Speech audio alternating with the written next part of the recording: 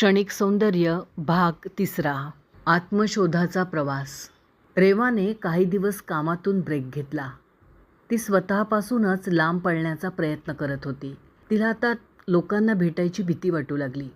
एक दिवस ती आईसोबत अनाथाश्रमात गेली. तिची आई तिथे स्वयंसेवक म्हणून काम करत होती. रेवाला सुरुवातीला तिचं जायची इच्छा नव्हती, पण ती आईसोबत गेली. तिथे तिला सिया नावाची छोटी मुलगी भेटली. तिच्या चेहऱ्यावर जन्मताच जखमेचे व्रण होते, पण तिच्या डोळ्यात निरागस चमक होती. सिया हसत म्हणाली, ताई तू खूप सुंदर आहेस.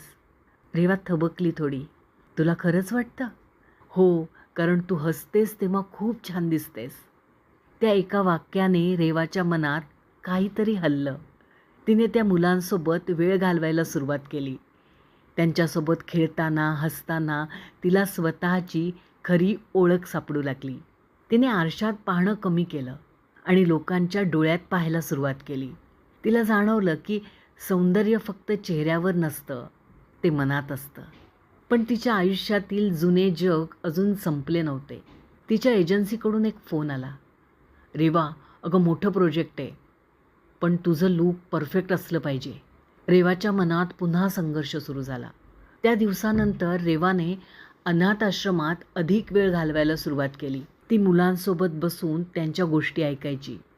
प्रत्येक मुलाच्या आयुष्यात वेदना होत्या, पण त्यांचं हसणं मात्र खूप निरागस होतं. त्या निरागसतेने रेवाच्या मनात काहीतरी बदल घडायला सुरुवात झाली. एकदा मुलं चित्र रंगवत बसली होती. सियाने रेवाला विचारलं, ताई तू आधी इतकी उदास का दिसायचीस?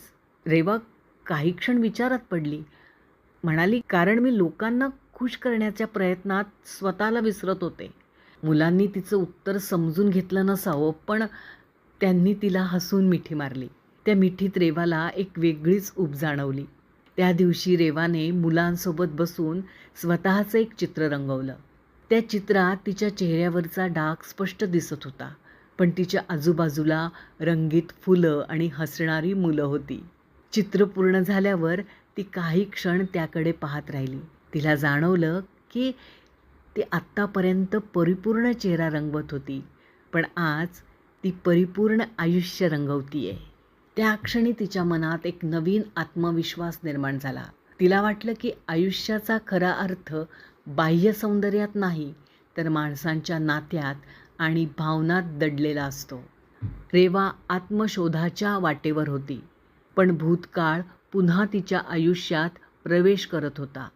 भूतकाळ तिच्या आयुष्यात कसा प्रवेश करत होता हे आपण बघूया पुढील भागात.